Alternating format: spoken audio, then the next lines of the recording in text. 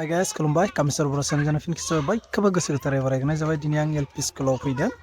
स' दाखालि आं फेसबुकाव होदोंमोन बेखौ चेक खालामनो फैदों जाहाथे निपुन असम माबा मोनसे स्टेप लानाय जादोंना सरकारा बे प्राइमारि स्कुलाव बे लेखाखौ चेक खालामनो फैदों जाहाथे जोंनावबो मा फैदों स' आंबो नायाखै स' आंनि लोमजानायबो एसे गगा मोननाय जाना दं एसे बोरैबा माथोआबो स' नायबाय थायो रायजोफोर आं देखायगोन फेस टु फेस नोंथांमोन नायबानो जाबाय आरो जाखिनि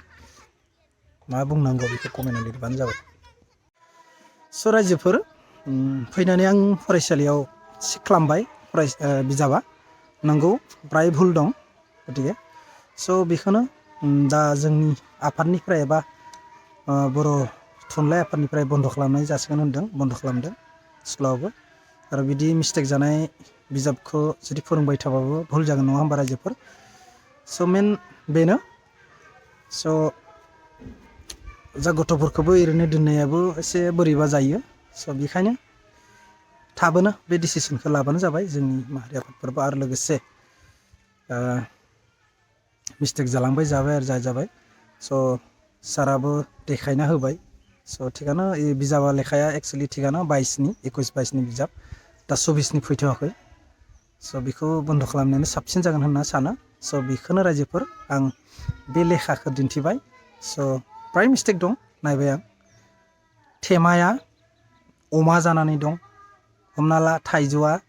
आ जानानै दं बिदि माने गोबां दाउदैया बानि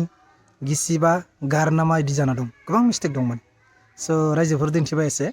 स' बेनोसै थाबनो बे डिसिसनखौ लाबानो जाबाय जोंनि बिजाबा नङाबा गथ'फोरखौ मा फोरोंगोन फोरोंगिरि सारमोना स' खावलायनाय जों आफादनि जानानै एबा जोंनि बे फरायसालिनि आफादगिरि जानानै स' रायजोफोर जायफोरा जोबजासिम नायबाय बिथांमोनखौ रोजा रोजा साबायखर थाबाय आरो जायफोरा आंनि चेनेलाव गोदान फैदों अन्नानै प्लिज साबसक्राइब खालामना लादो स' होमबासो जों मोजां मोजां कन्टेन्ट लाबोनो हागोन स' माखासे जुदि भुल खोथा बुंबायबा निस्सय